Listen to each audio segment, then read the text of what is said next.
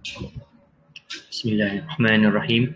Innal hamdalillah nahmaduhu wa nasta'inuhu wa nastaghfiruh wa na'udzu billahi min shururi anfusina wa min sayyiati a'malina. Man yahdihillahu fala mudilla lahu wa man yudlilhu fala hadiya lahu. Wa ashhadu an la ilaha illallah wahdahu la syarika lahu wa ashhadu anna Muhammadan 'abduhu wa rasuluh. Amma ba'd. Alhamdulillah, kita bersyukur kepada Allah Subhanahu Taala dengan limpah kurnianya kita dapat meneruskan kelas pengajian ataupun muzakarah bagi subjek fiqh ala mazhabi imamina Syafi'i berdasarkan mazhab imam kita Asy-Syafi'i Muhammad bin Idris Asy-Syafi'i rahmatullah alaih yang wafat pada tahun 204 Hijrah, yang mana pengajian kita ni sudah sampai pertemuan ke-15. Ya, pertemuan ke-15. Yang sebelum ni kita sudah khatam beberapa topik berkenaan dengan ibadah, rubuk ibadah. Yang pertama kita sudah khatam berkenaan dengan bab at-taharah, iaitu bab penyucian. Yang mana taharah ni merupakan wasail ataupun wasilah, jalan untuk mencapai kepada ibadat, wasailil ibadah. Dan seterusnya kita bersyukur sudah khatam yang kedua, bab yang kedua itu bab kitab as-salah. Selepas daripada taharah, satu orang manusia tu dah mengkhatamkan ataupun sudah memahami cara taharah, berwudu, mandi wajib dan sebagainya, maka teruslah ulama kita susun. Selepas daripada taharah, masuklah kepada bab solat. Maknanya lepas daripada taharah kita boleh solat. Ambil wuduk, teruskan kepada bab solat. Dan seterusnya kita sudah khatam bab siam, bab zakat dan juga bab haji. Yang mana tiga-tiga bab ni antara bab yang penting kerana dia merupakan rukun Islam. Kan? Yang mana adalah hadis Nabi SAW. Nabi kata apa? Dibinanya bunyal Islamu ala kham. Kan? Islam ini dibina atas 5 perkara. Kan? Yang pertama adalah bunyal Islam ala kham. Syahadat an la ilaha illallah anna Muhammadur Rasulullah wa iqamis salah wa ita'iz zakah. Kan? Wa shaum Ramadan wa hajjul baiti man istata'a ilaihi sabila. So semua ni ada dalam kitab ataupun bab-bab yang terawal dalam kitab fiqh. Dan ini tidak ada khilaf benda ni. Benda ni adalah benda yang qat'iyat, benda yang wajib. Yang siapa yang mengkafiri ataupun tidak beriman dengan puasa, maka hukumnya adalah kafir. Berbeza juga dengan begitu juga dengan solat. Siapa yang tidak beriman dengan solat, maka hukum dia apa? Kafir. Kat sini ada perbahasan lah, ulama sebutkan khilaf bila dia ada beza. Yang pertama, dia tidak beriman terus pada solat. Yang kedua, dia tidak solat tetapi dia beriman. Maknanya dia tahu solat tu wajib, tapi sebabkan dia kasal, dia malas untuk solat, itu tidak mengeluarkan dia dalam daerah Islam. Adapun kalaulah dia tu memang mengingkari perintah arahan Allah SWT untuk solat fardu, maka dia sudah kafir. Yang tadi yang malas tadi, dia termasuk dalam orang-orang yang fasik, iaitu melakukan dosa. Banyak melakukan dosa. Seterusnya, lepas daripada 5 bab yang kita sebutkan dan khatamkan sebelum ni, kita juga masuk pada hari ini iaitu kitab Al-Buyu', iaitu kitab berkenaan dengan bisnes, berkenaan dengan jual beli, muamalat. Kitabul Buyu' wa ghairiha minal muamalat. Iaitu musannif kata apa?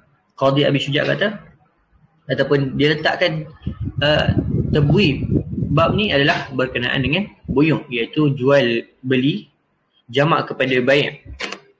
Kan Allah Subhanahu Taala sebut di dalam Al-Quran, al-aslu fil masyru'iyatil bai'.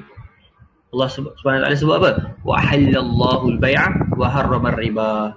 Allah Subhanahu Taala menghalalkan segala al-bai'a, iaitu jual beli, wa harrama ar-riba, dan Allah mengharamkan riba. Jadi di sini Musani nak sebut al-buyu'. Kenapa Musani sebut dengan jamak buyu'? Buyu' ni jamak. Ada mesej ke? Boleh dengarkan? Okey. Kitabul buyu'. Kenapa musannif ataupun penulis letak kitabul buyu', bukan kitabul bai'? Sebab buyu' ni jamak. Kalau bai' satu, jual beli kan. Tapi buyu' ni nak menunjukkan bahawa dalam bab jual beli ni terlalu banyak. Bukannya semata-mata nak jual beli, tak. Kita akan belajar banyak. Kita ada bai' salam, kita ada bai' fuduli, kita ada bai' bisamanil ajil dan sebagainya. Termasuk juga riba yang mana Allah SWT haramkan. Yang riba tu Allah SWT haramkan. Dan jenis-jenis bai' ini ataupun jual beli ni juga kita akan belajar dalam bab insya-Allah. Dan antara perbahasan yang paling banyak dalam kitab Mata' Syuja' ni, kita tak nafikanlah kitab Al-Buyu'. Okey, kita teruskan dengan baca matan. Bismillahirrahmanirrahim. Qala musannif Muhammad ibn Qasim Al-Aziz atau qala qari Abi Syuja' rahmatullah alaih, Kitabul Buyu' wa ghairiha min al-muamalat. Wal buyu' salasatu asya', bai'u 'ainin musyahadatin fajaizun, wa bai'u syai' mawsufin bi dhimmati fajaizun idza wujidatis sifah ala ma wusifa bihi. Kata musannif rahmatullah alaih, iaitu kitab al-buyu', iaitu kitab berkenaan dengan jual beli, wa ghairiha minal muamalat, dan juga selainnya, selain daripada jual beli ataupun minal muamalat, selain daripada buyu' yang mana dia termasuk dalam muamalat. Kerana apa? Muamalat ni tidak terhad pada jual beli saja. Muamalat ni luas. Muamalat ni kita, pengurusan kita dengan manusia, contohnya wakaf, zak dan benda-benda yang berkaitan dengan hubungan kita dengan manusia lain, itu masuk dalam kategori muamalat. Muamalat kita dengan masyarakat, muamalat kita dengan keluarga, muamalat kita dengan adik-beradik dan sebagainya masuk dalam kategori muamalat. Dan muamalat di sini Mustani nak mengkhususkan dalam bab ni muamalat berkenaan dengan jual beli. Adakah akad dalam jual beli ni sah ataupun batil? Sebab jual beli ni dalam bab ni kita kata banyak bermain dengan hukum sahih dengan batil ataupun sah dengan tak sah. Kalau sebelum ni dalam bab haji, dalam bab puasa, kita banyak main dengan harus, sunat, mubah, haram, wajib kan. Tapi dalam bab muamalat ni, buyu' ni, kita banyak main dengan sah dengan batil kerana dia berkenaan dengan akad. Satu akad tu bila dia menepati syarat, maka kita kategorikan dia sebagai akad yang sah ataupun jual beli yang sah. Tapi kalaulah jual beli itu tidak menepati kriteria yang ditetapkan oleh syarak, maka hukum jual beli itu adalah batil ataupun fasid. Jual beli itu tidak sah. Nanti kita nampak, kita akan tengok rukun baik. Rukun baik itu ada 4 dan sebahagian ulama besarkan kepada 6 cahaya. Kita kena ada kita kena ada orang yang menjual, kita kena ada orang yang beli, kita kena ada silak. Silak ni apa? Silak ni barang yang nak dibeli ataupun nak dijualkan tu. Dan kita kena ada yang terakhir adalah akad. Dalam akad ni terbagi pada 2 pula, iaitu ada ijab dan juga ada qabul. Kerana apa masuk dalam perbahasan ni? Dalam mazhab Asy-Syafi'i, sebab kita belajar fiqh Syafi'i, so kita kena belajarlah apa yang adillah ataupun usul mazhab Asy-Syafi'i menyatakan bahawa rukun dalam jual beli termasuklah akad, iaitu ijab dan qabul. Maka kalaulah satu-satu transaksi ataupun jual beli itu tidak ada ijab dan qabul, maka tidak sah. Contohlah satu orang ni, Ali, dia nak beli botol. Dia nak beli botol air. Ali nak beli botol air dengan Abu Bakar. So Ali dia belilah, dia pergi kat kedai Abu Bakar tadi, dia beli botol air. Dan dia kata dekat Abu Bakar, aku beli botol air dengan harga RM10. Sebab dia dah situ dia dah tahu dia punya harga tu sudah makruf, dah ada kat situ, dah tulis dekat rak tu. So dia tahu, so aku beli. Ataupun Abu Bakar dia sebut dulu. Dia sebut aku jual botol air ni dengan harga RM10. Ni kalau keadaan yang tidak tahu harga dia. Dan Ali tadi dia kata apa? Qabil tu aku terima, aku beli Dan kalau orang Melayu dulu dia praktis benda ni. Kalau zaman-zaman dulu kan, mak-mak ayah kita, atuk-atuk kita, dia akan cakap, dia pergi kedai apa? Kedai kata jual lepas tu dia kata beli okey. Itu termasuklah dalam ijab dan qabul. Akad, dalam kategori akad. Dan situasi tu kita akan nampak beberapa rukun yang menyebabkan jual beli Ali dan Abu Bakar tadi sah. Yang pertama ada penjual. Penjual siapa? Penjual kat sini adalah Abu Bakar. Dan yang kedua ada mushtari, yang pembeli kan. Jadi mabi' mushtari, bai' mushtari, mabi' mushtari. Mushtari ni siapa? Mushtari Ali. Ali yang beli. So rukun kedua dah ada. Dan yang ketiga ada silak. Silak ni apa? Silak ni barang tadi lah, botol. Botol tu ada, barang dah ada. Dan yang keempat ada ijab dan qabul. Ada ijab dan qabul yang disebutkan oleh Ali dan Abu Bakar. Kalau tak ada ijab qabul, dia tak sebut tadi, maka jual beli dia tidak sah. Ini di sisi mazhab Syafi'i. Seterusnya ada lagi satu tambahan sebagai ulama letakkan, iaitu as-saman, iaitu harga. Kena ada harga. Kalau botol air tadi harga RM10, maka masuklah di dalam rukun jual beli tersebut. Okay, itu dapat faham Ini gambaran awal supaya kita nampak yang jual beli ni dia ada rukun-rukun ni, dia ada kriteria dia. Contoh kalau satu orang tu nak masuk Islam, ada rukun Islam. Satu bangunan itu nak buat, ada tiang dia, ada base dia, ada basement dia, ada dinding dia dan sebagainya. Maka jual beli menurut perspektif Islam ada dia punya kriteria yang perlu diikuti. Okey. Yang saya tunjuk contoh tadi adalah jual beli yang sahih. Bagaimana pula dengan jual beli yang batil, yang tidak sah? Jual beli yang tidak sah bila tidak mencukupi kriteria tadi. Contohlah Ali dengan Abu Bakar tadi. Ali pergi kedai nak beli botol, kedai Abu Bakar. Tapi botol ada, harga pun ada, dia tahu harga RM10 tulis. Dan Abu Bakar tak ada. Kat situ tidak sah penjual beli tu. Maknanya tak ada orang, tak ada penjual. Penjual tak ada. Botol ada, penjual tak ada. So macam mana dia nak beli? Tidak ada taradi, tidak. Orang tu pun tak tahu dia nak beli. Jadi itu tidak dinamakan sebagai jual beli. Tidak dinamakan sebagai jual beli. Nanti kita akan belajar beberapa contoh jenis-jenis jual beli yang sah, ada yang jual beli yang tidak sah. Seperti apa? Seperti bai' al-fuduli. Bai' fuduli. Kalau siapa yang belajar Islamic finance ataupun muamalat, dia akan tahulah benda-benda ni, dia kena tahu. Kan? Bai' fuduli ni apa? Bai' fuduli dia jual beli benda yang bukan pemilikan dia. Contoh Ali dia nak beli kereta. Bukan, sini contoh dia. Ali dengan Abu Bakar tadi. Abu Bakar ada kereta. Ali dia pinjamlah kereta Abu Bakar tadi. Dia nak pergi mana? Dia nak pergi Kelantan. Tempat banjir tu nak pergi. So dia daripada KL, dia nak pergi Kelantan.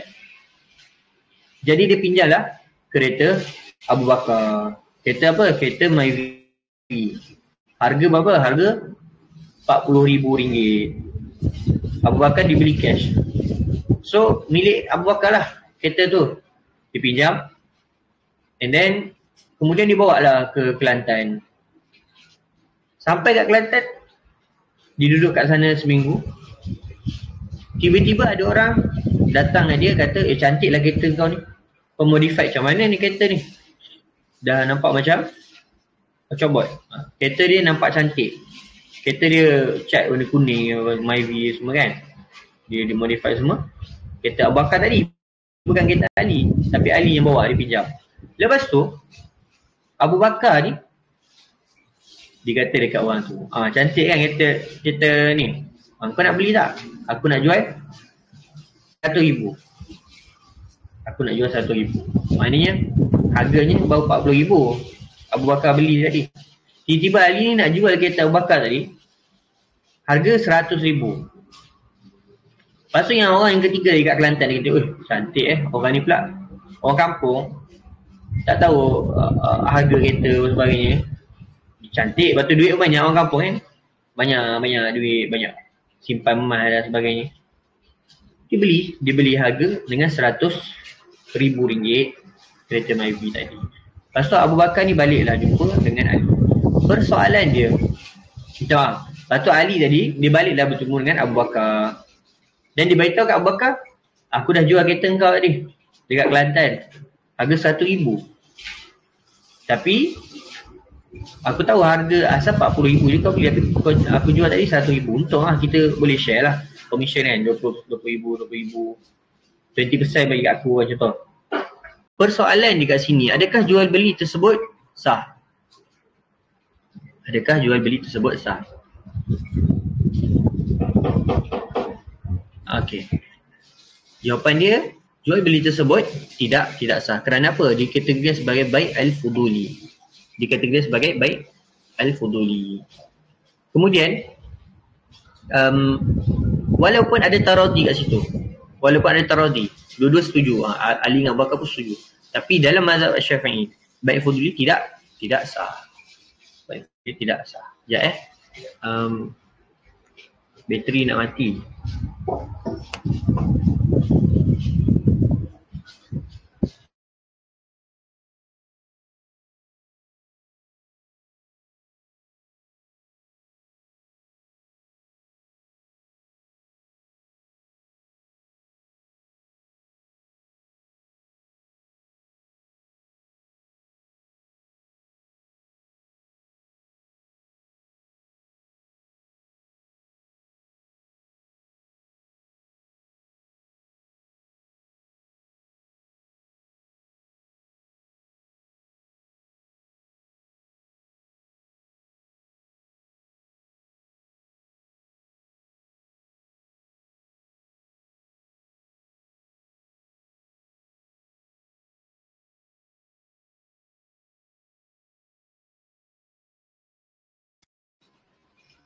Charger saya tak bawa pula daripada tinggal kat office tadi. So kita teruskan kelas tu sampai habis bateri ni lah. So kalau habis bateri tu kita maaf lah, kita sambung nanti insyaAllah. Okey, yang tadi kita dah terang tentang bai' al-fuduli. Seterusnya ada satu lagi bai' mu'atah. Bai' al-mu'atah, iaitu bai' yang tidak ada ijab dan qabul. Yang ni banyak orang buat. Maknanya dia pergi kedai, dia beli, harga dah ada. Dia beli gula kat situ ada harga RM2. Dan dia belilah. Dia beli gula sekilo. Dia bagi duit dekat cashier tu. Tapi dia tak kata aku beli ataupun cashier tu kata aku jual. So tidak ada ijab dan qabul. Yang ni dikategorikan sebagai bai' al-mu'atah, iaitu bai' yang mana tak ada ijab dan qabul. Yang ni pun tidak sah di sisi mazhab Syafi'i. Cuma benda ni khilaf dalam mazhab lain, dan dia mengikut kepada peredaran zaman. Kalau zaman tu masih relevan, digunakanlah bai' mu'atah. Tapi secara hukumnya, secara detailnya yang ditakhrij oleh para ulama kita, yang ditulis adillah dan sebagainya, bai' mu'atah tidak sah di sisi mazhab. Dan adakah bai' dia sah? Wala yasih kan? Wala tasih bai'uha. Mana orang tadi tak sah dia punya jual beli dia kan. Seterusnya kita baca sikit Kitabul Buyu' wa ghairiha minal mu'amalat. Buyu' salah satu asya'. Kata musannif, jual beli ni ada 3. Yang pertama bai'u ainin musyahadatin, iaitu jual beli ain, yang mana barang yang musyahadah, ada, boleh lihat. Fajaizun, maka sah. Jaiz, boleh. Sebab barang tu ada. Contoh dia nak beli cawan. Cawan ni yang ada, musyahadah, dia boleh dilihat. Fajaizun. Wa bai'u syai'in mausuhin fi zimmah, iaitu satu syai' mausufin fi zimmah, jual beli yang disifat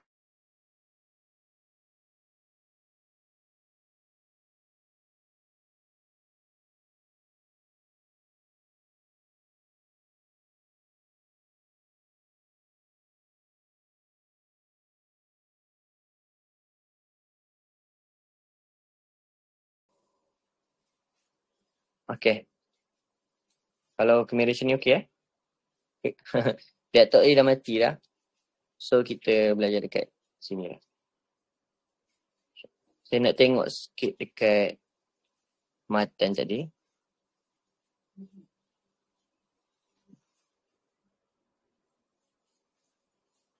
Sekejap wifi. Tak buka wifi ke? Ke atas.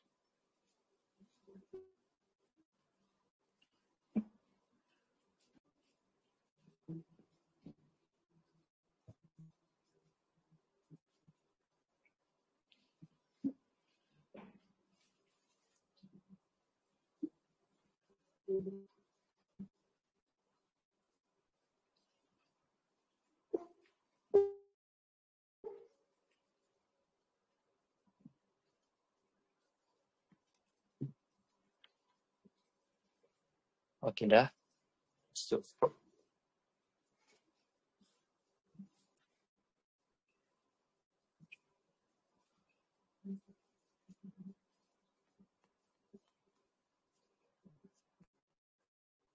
ya, nak tengok dalam laptop ni dia dah habis bateri. So kita tengok kat dalam dulu.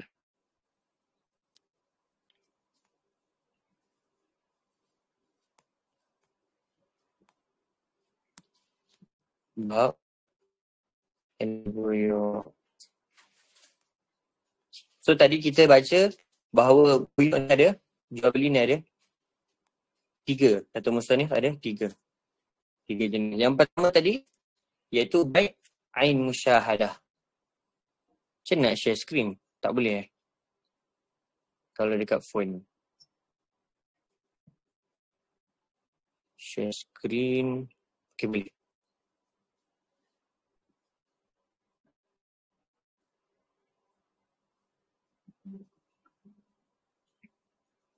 Tak boleh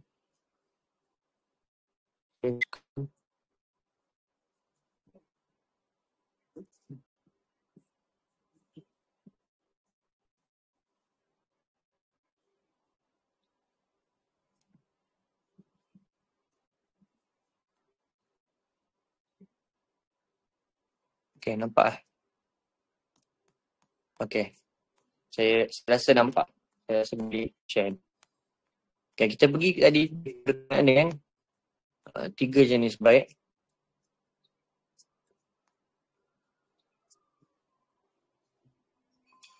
Saya bersiap. So yang pertama tadi, musannif buatkan kategori yang pertama iaitu bai' ain musyahadah, iaitu jual beli yang ada memang jelas kat depan kita. Contoh nak beli phone dan ada kat depan kita, maka jaiz adalah jaiz.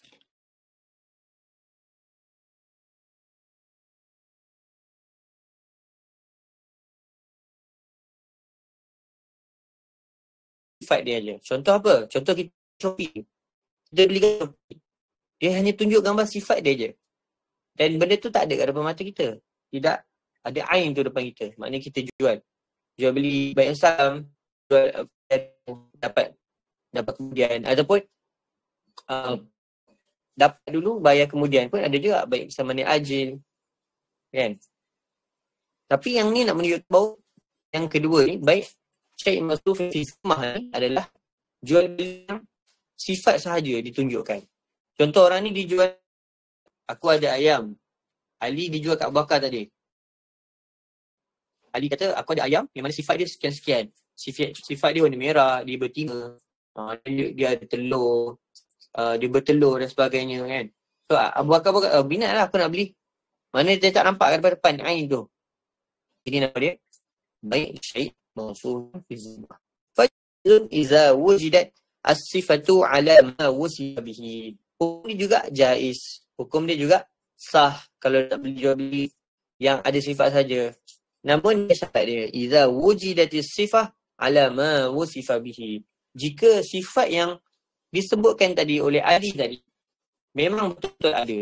Memang betul-betul ada. Ayam tadi memang ayam betina. Tiba-tiba Ali Abu Bakar dapat ayam jantan. So kat situ ada gharar. Gharar ni boleh membuatkan jual beli tadi pasti boleh merosakkan jual beli. Gharar juga dinamakan ataupun bermaksud jahalah. Ada jahalah itu, ketidakjelasan. Itu nama dia gharar. So tidak boleh ada gharar dalam jual beli. Dalam innama bai'u taradiyan. So jual beli ni kena ada taradi, kena ada redha antara dua pihak. Taradin daripada tafa'ala, ala wazan. Yang mana wazan tafa'ala ni kena saling, bermaksud saling redha antara satu sama lain. Seterusnya, bai'u aini ghaibah lam tusyahid. Yang ni dijual beli ghaib, benda yang tak ada. Lam tusyahid. Dan kita tak nampak pun benda tu. Contoh dia apa? Baik, tuyur fi hawa. Jual beli burung dekat langit. Burung ada dekat langit. Kau nak beli tak burung tu? Aku nak jual. Tak boleh. Sebab benda tu ghaib. Ataupun kita tak dapat pun lagi benda tu. Bukan pemilikan kita lagi. Melainkan burung tu memang pemilikan kita. Ataupun kita jual benda yang tak ada. Lembu yang mana anak ada kita nak jual. Anak dia tak keluar lagi dalam perut lembu tu. So itu masuk dalam baik ghaib. Maknanya dia tak ada lagi, tak keluar apa lagi. Nak jual dengan harga sekian-sekian. Boleh. Aku nak jual anak lembu ni, bila keluar nanti aku nak jual RM100. Lepas tu dia pun bayar. Hukum ni tidak sah. Kerana apa? Kerana barang yang tadi belum ada lagi. Barang yang tadi belum ada lagi. Melainkan ada jaminan. Jaminan oleh pakar sekian-sekian memang akan keluar. Seterusnya,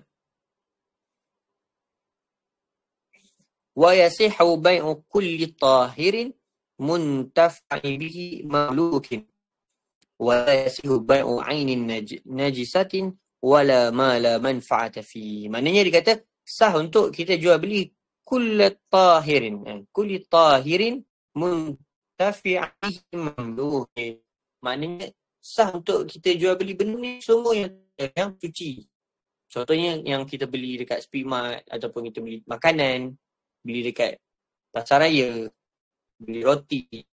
Semua benda yang tahir, yang suci. Hukum dia sah. Hukum jual beli benda yang suci sah. Dan yang kedua adalah wala yasihu bai'u 'ainin najisah. Tidak sah untuk kita jual beli najis. Benda yang najis kat sini ada dua. Yang pertama betul-betul kotor yang memang kita nampak najis. So memang tak nak belilah kan. Yang kedua adalah najis syar'i. Yang mana? Benda-benda yang haram. Contoh dia apa? Contoh dia arak. So tak boleh. Kalau yang daging khinzir, jual beli anjing pun tak boleh. Sebab benda tu termasuk dalam najis. Wala tasih bai'u 'ain najisah. Maknanya tak boleh jual beli. Bukan jual sahaja. Beli pun tak boleh. Jual pun tak boleh. Contoh kalau ada arak. So orang ni Ali tadi kita jual dekat Abu Bakar barang yang haram ataupun najis. Daging khinzir. So tak boleh. Hukum dia haram. Wala ma manfa'ata bi fi. Dia dan juga benda yang tidak ada manfaat. Contoh dia apa? Contoh dia alat muzik. Alat muzik kalau dalam mazhab Syafi'i tak boleh. Tak boleh nak dijual. Tidak adalah manfa'ata fi. Dan jual beli tu tidak sah. Seterusnya riba. InsyaAllah kita akan sambung minggu depan. Disebabkan kekangan, saya punya laptop pun dah mati. Dan juga skrin pun terlalu kecil untuk saya rujuk syarahan dan juga rujukan lain. Sebab saya kalau kan kitab buyut ni nak baca lebih luas lah. So insyaAllah kita dalam pertemuan seterusnya saya akan kupaskan lagi kitab buyuk ni sebelum kita masuk riba. Ada beberapa benda yang penting untuk kita tekankan, contohnya macam yang saya sebutkan tadi, baik yang saya sebutkan tadi, contohnya baik fuduli, baik mu'attah, dan juga ada juga baik yang nama dia baik salam, iaitu yang kita belajar tadi, mausuf fi zimmah, yang sifat je tadi, sifat saja disebutkan baik salam. Lepas tu ada jenis-jenis baik yang lain yang mungkin insya-Allah kita akan kupas dalam pertemuan yang kemudian, insya-Allah. Qulu qawli hadha. Kalau ada soalan boleh tulis kat bawah.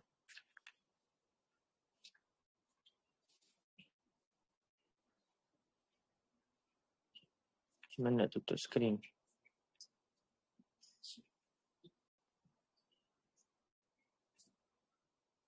Alamak.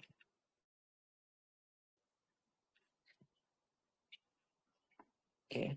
Kalau tak ada apa-apa soalan, kita akhiri majlis kita pada sekarang, insya-Allah. Qulu qawli hadza wa astaghfirullahal azim li wa lakum. Wassalamualaikum warahmatullahi wabarakatuh. Dan minta maaf kalau ada gangguan, beberapa gangguan sikit. Itulah sebab saya pun baru je pindah rumah. So, inilah kita kabut-kabut sikit. So, minggu lepas pun tak sempat nak buat kelas sebab masih dalam fasa nak pindah lagi tu. Dan alhamdulillah insya-Allah kelas selepas ni kita akan teruslah konsisten setiap hari Rabu dan sehinggalah khatam kitab ni insya-Allah. Assalamualaikum warahmatullahi wabarakatuh.